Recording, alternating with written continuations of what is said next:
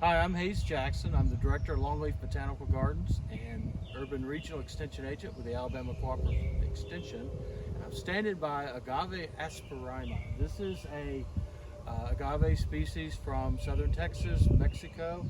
And what is interesting is that this plant is about to bloom. You can see the bloomscape starting to shoot up, and they do this it happens quickly, and it's often the death of the mother plant. So we get the name century plant because it's supposed to take a century for them to bloom.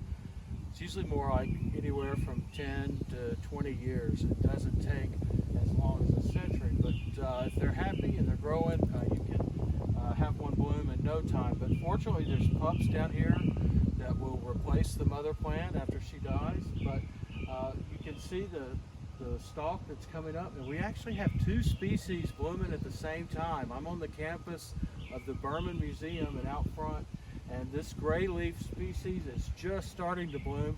And I'll tell you what, let's take a walk over here. We're going to look at another species that the flower stalk has already expanded.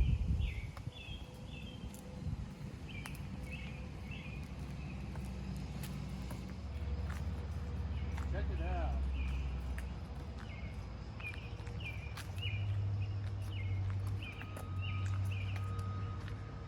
This is the stalk after it's already emerged from the center and the flowers, buds have already expanded.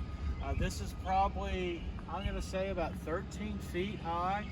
It's probably been doing this. I've been actually photographing the plant every week or 2 weeks after the bud emerged from the center. And it's fascinating to see how fast, it looks like a giant asparagus as it pushes out and those buds expand, and this will be full of yellow blooms before long. A good plant that the pollinators love. You'll see hummingbirds and all kinds of beetles and bees swarming around.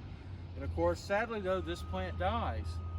So this is an agave species that was collected by a friend of mine in Mexico back in the 1960s, and it's been passed around. We've got it growing here at Longleaf Botanical Gardens at the Berman Museum. It's very hardy. A lot of agaves are not cold hardy. These are typically more desert plants, but some of them are quite well adapted to our climate here in the southeast, as long as they have sun and good drainage.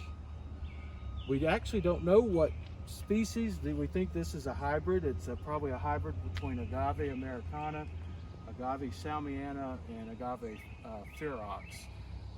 It's a common hybrid. As you get in some of the mountains of Mexico, you'll see crosses, and we just don't know for sure exactly what it is. Probably need an agave person to key it out, but I just like it because it does well here. You can tell it's happy here in central Alabama because it grows well and even flowers.